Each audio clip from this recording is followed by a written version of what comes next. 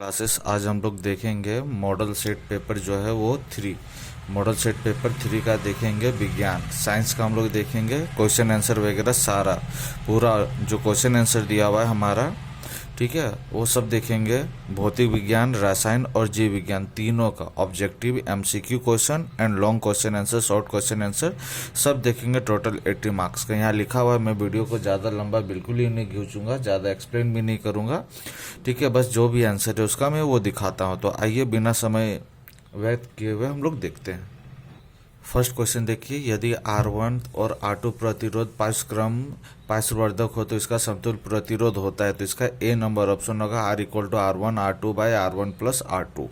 Second देखेंगे, किसी beam का वास्तविक तथा समान साइज का प्रतिबिंब प्राप्त करने के लिए बीम को उत्तल दर्पण के सामने कहाँ रखे। तो उत्तल दर्पण के सामने हमको रखना होगा, सी नंबर ऑप्शन होगा, फोकस दूरी और दोगुनी फोकस दूरी की दोगुनी दूरी पर।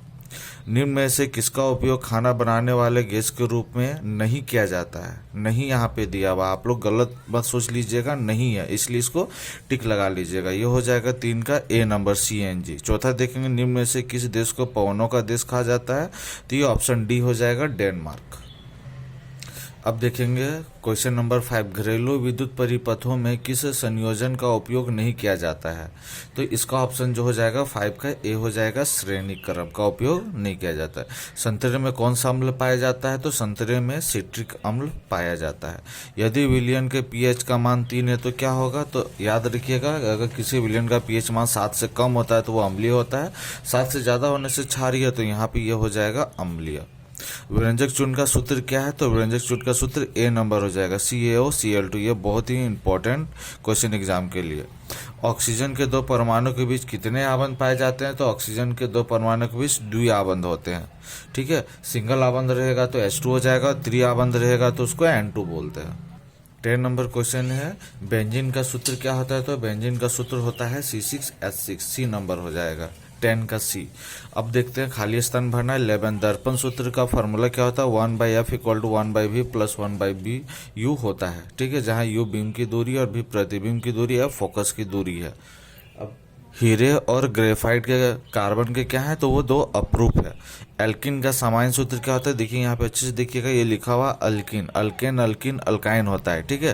तो अल्केन अल्किन हो गया, तो अल्किन होता है CnH2n होता है। आवेश का ऐसा मात्रक क्या होता है, कूलम। समतल दर्पण द्वारा बने प्रतिबिंब की विशेषता लिखे। तो आइए इसका क्वेश्चन आंसर भी देखते हैं हम लोग। देखिए, समतल दर्पण द्वारा बने प्रतिबिंब की विशेषता लिखिए। तो यहाँ पे ये 2 नंबर का, हमने यहाँ पे 4 ऑप्शन लिखा हुआ है, 4 में से आप कोई भी इसमें से 2 लिख सकते हैं, ठीक है। 16 नंबर है, निकट दृष्टि दोष क्या है, इससे कैसे दूर किया जा सकता है। तो वह दृष्टि दोष जिसके कारण कोई व्यक्ति निकट की वस्तु को स्पष्ट रूप से देख सकता है परंतु दूर रखी वस्तु को नहीं देख सकता, उसे निकट दृष्टि दोष कहते हैं। इस दोष को दूर करने के लिए अवतल लेंस की आवश्यकता होती है।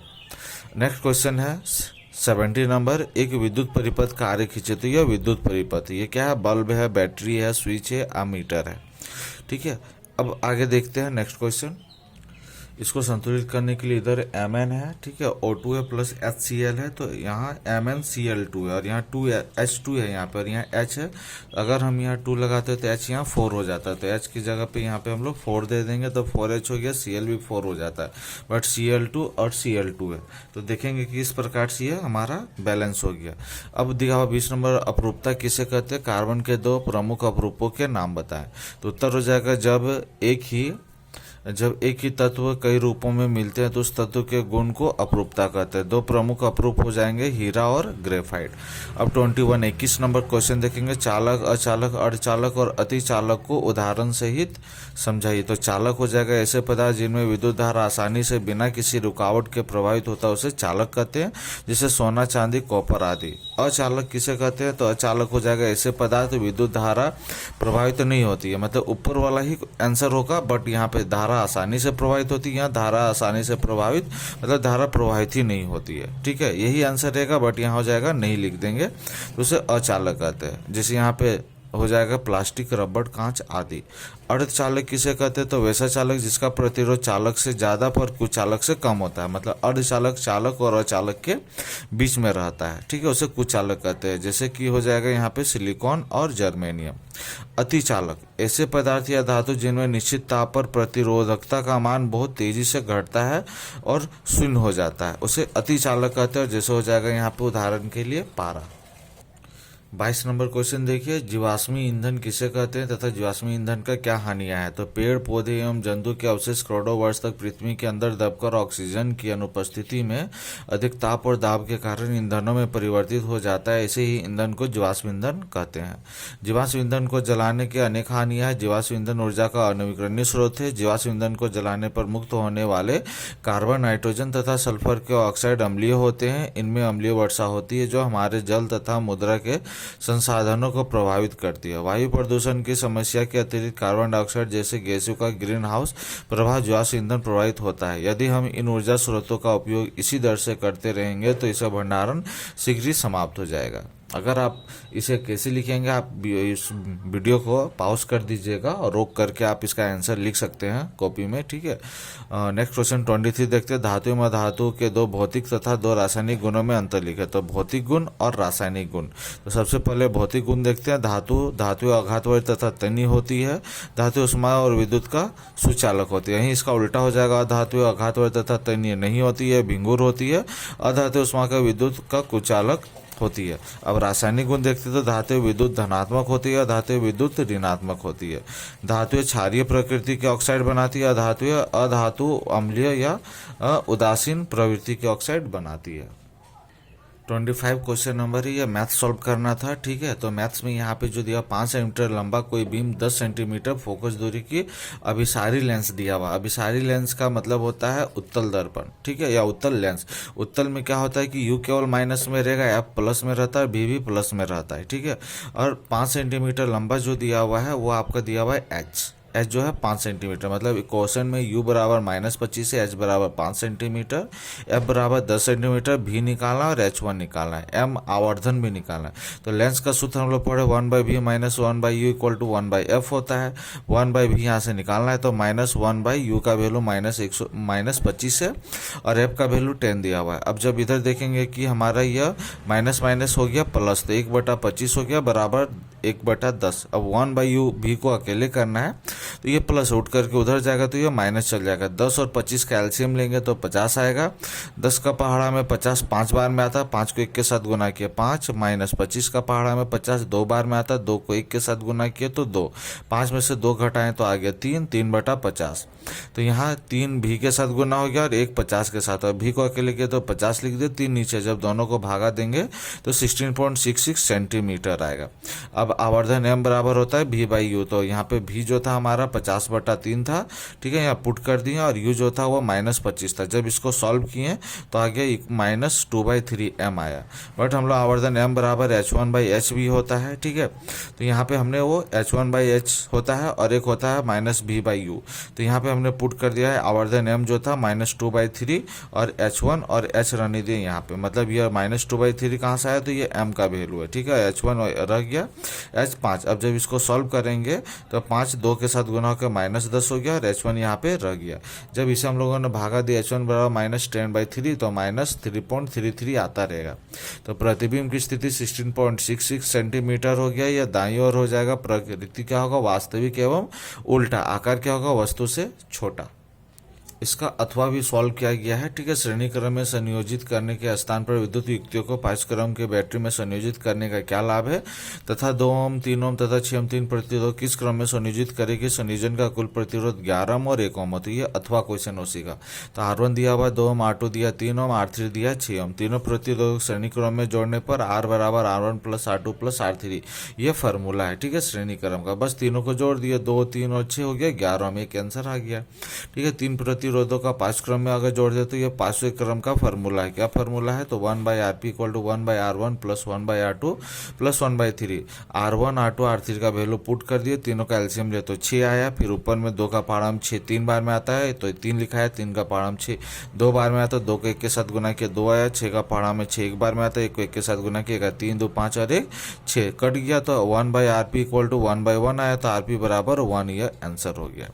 26 नंबर का हमने अथवा क्वेश्चन सॉल्व किया हुआ है, ठीक है। 26 का वो भी सॉल्व किया हुआ है, दिखाता हूं मैं आपको। ये 26 नंबर क्वेश्चन है, ठीक है। ये 2 क्वेश्चन दिया हुआ है कथवा में है, तो फर्स्ट वाला ये आसान है, हम लोग को ज़्यादा कोशिश करना है कि फिगर वाला सॉल्व करने का। 100% गारंटी के क्वेश्चन फिगर वाला दिया रहेगा जो 5 नंबर के लिए रहेगा, कोशिश करना इसी को सॉल्व करने का। तो 1 नंबर ये जो वो बल्ब है, यह जो है वो 2 नंबर कुंजी है जिसको स्विच बोलते हैं। 3 नंबर में जो ये लाइन है जिसको एनोड बोलते हैं। 4 नंबर को जार बोलते हैं या बीकर बोलते हैं। 5 नंबर जो यहाँ पानी का घोल जैसा दिख रहा है वो नमक का विलयन। अथवा देखते हैं साधारण नमक। तो साधारण नमक का सूत्र होता है NaCl। जल का सूत्र होता है H2O। धोने वाला सोडा, ये थोड़ा मिसिंग हो गया, छूट गया है, ठीक है। बेकिंग सोडा का होता है NaHCO3।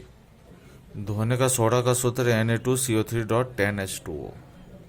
अब हम लोग देखते हैं जीव विज्ञान बायोलॉजी का, ठीक है। तो रुधिरों का खोलना और बंद होना निर्भर करता है किस पर? कार्बन डाइऑक्साइड के सांद्रण पर। 28 नंबर देखेंगे, पराग कोश में होते हैं। पराग कोश में होते क्या? डी नंबर ऑप्शन हो जाएगा परागकण। मुकुलन द्वारा अलैंगिक जनन होता है तो 29 नंबर का हो जाएगा, बी आंसर होगा ईस्ट में। मनुष्यों में गुणसूत्रों की संख्या कितना होती है? तो 46 होती है, ए नंबर। अब देखेंगे 31 में ATP का पूरा नाम क्या है? तो ATP मतलब एडिनो, ए से एडिनो ट्राइफास्फेट। 32 में भारत में बायोगैस डैश नाम से प्रचलित है। बायोगैस को हम लोग गोबर गैस भी कहते हैं हम लोग, ठीक है।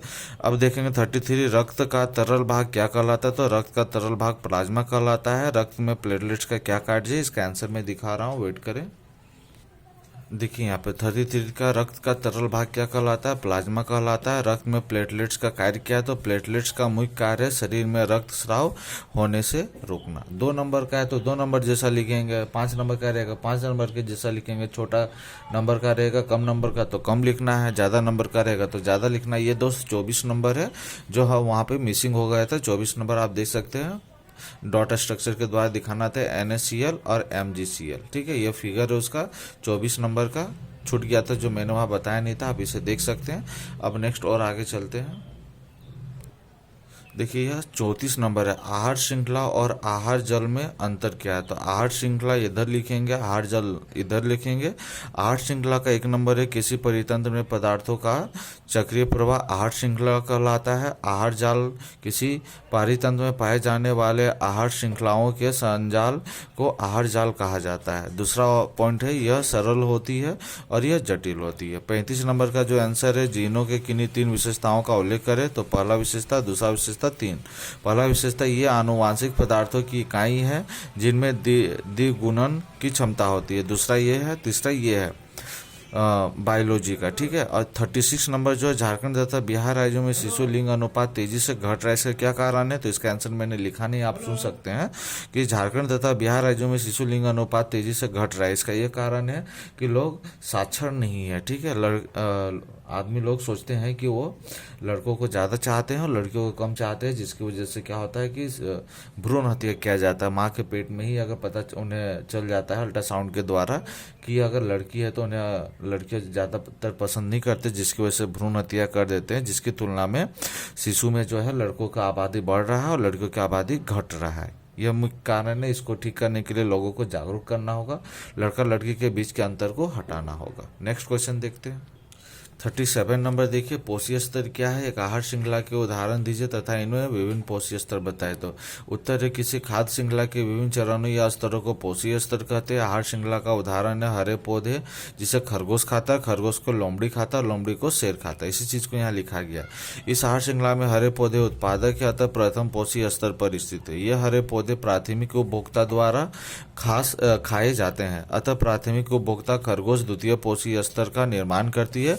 लोमड़ी इस आहार श्रृंखला में तृतीय पोषी स्तर का निर्माण करती है तथा शेर सबसे अंत में अर्थात द्वितीय पोषी स्तर लोमड़ी को खाने वाले जीव चतुर्थ पोषी स्तर का निर्माण करते हैं। 37 के बाद 38 नंबर है, उसके बाद 39 देखेंगे, 37 का 38, वेट करिए मैं दिखाता हूँ। ये 38 नंबर है, ठीक है। चित्र को निरीक्षण करें और इस पर आधारित प्रश्नों के उत्तर दें। फर्स्ट नंबर में देखिए 1 2 3 4 दिया हुआ है, ठीक है, तो इसका आंसर जो है वो यहाँ पे है। फर्स्ट नंबर हो जाएगा 1 नंबर, चित्र बायो फिल्म की पत्ती द्वारा वर्धित प्रचारण का होना दर्शाता है। सेकंड नंबर हो जाएगा कलिका। थर्ड नंबर हो जाएगा बायो फिल्म। 4 नंबर हो जाएगा आलू के ऊपर अर्धचंद्राकार आंखें होती है। यदि आलू की आंखें युक्त टुकड़े काटे जाएं और उन्हें मिट्टी में दबा दिया जाए तो आंखों के निचले भागों से जड़ें उत्पन्न होकर भूमि में जाती है। पत्र कलिकाएं प्रकाश के प्रभावों के विकसित होकर प्ररोह का निर्माण करती है। इस प्रकार से ये 38 का आंसर है। ये लास्ट सेट है, 39 क्वेश्चन नंबर है। ओजोन क्या है, ये किसी पारितंत्र को किस प्रकार प्रभावित करती है? तो ओजोन O3 के अणु ऑक्सीजन के 3 परमाणुओं से मिलकर बने होते हैं। ओजोन एक घातक विष है, परंतु वायुमंडल के ऊपरी सतह पर ओजोन एक प्रकार्य संपादित करती है। यह सूर्य से आने वाली पराबैंगनी विकिरणों से पृथ्वी को सुरक्षा प्रदान करती है। यह पराबैंगनी विकिरण जीवों के लिए अत्यंत हानिकारक है। यह मानव में त्वचा कैंसर जैसी बीमारियां उत्पन्न करती है। यदि हमारे पृथ्वी के चारों ओर यह ओजोन की परत न हो तो यह पराबैंगनी विकिरण वायुमंडल में प्रवेश कर जाएंगे और जीवों को हानि पहुंचाएंगे और वैश्विक उष्मीकरण प्रभाव भी उत्पन्न करते हैं। ठीक है, तो ये 39 का आंसर था। ठीक है, तो उम्मीद करते हैं कि यह वीडियो आपको पसंद आया है। ठीक है, अगर यह वीडियो पसंद आया तो आप अपने दोस्तों के साथ जरूर शेयर कीजिएगा और इसे सब्सक्राइब भी करिएगा हमारे इस चैनल को, ताकि इस तरह से आपको नए नए वीडियो और भी प्राप्त होते रहेंगे। मैं आपको पूरे विश्वास के साथ बोल रहा हूं दोस्तों कि एक बार आप यूट्यूब में सर्च करके देखिए, आपको एक ही वीडियो में फिजिक्स, केमिस्ट्री और बायोलॉजी, ठीक है, मतलब ये तीनों का क्वेश्चन आंसर पूरा 1 से 39 तक कोई भी वीडियो में नहीं मिलेगा, और वो भी इतने छोटे वीडियो में। आप एक बार विश्वास नहीं होता तो आप सर्च करके देखिए, केवल आपको हमारे इसी चैनल प्रेम मैथ क्लासेस में ही मिलेंगे। यहाँ तक कि आपको इसी चैनल में और सारे वीडियो भी मिल जाएंगे, मैथ्स का, साइंस का। इसके अलावा आपको 12 का भी जो मॉडल सेट पेपर अपलोड हो रहा है वो भी मिलेंगे आपको। 12 का आर्ट्स का सारा सब्जेक्ट का मिल जाएगा। ठीक है, आप एक बार सर्च करिएगा। लेकिन प्लीज़ इसके लिए इस तरह का वीडियो अगर आप चाहते हैं तो आप हमारे चैनल को जरूर सब्सक्राइब करिए और अपने दोस्तों के साथ शेयर करिए। चलिए फिर मिलते हैं अगले वीडियो में। मैथ्स का मॉडल सेट हम अपलोड करने वाला हूं कुछ ही समय बाद, तो आप उसे भी ज़रूर देखिएगा। ठीक है, और वो भी एक ही वीडियो में मैं मैथ्स का भी सारा सॉल्व करके दिखा रहा हूँ। ठीक है।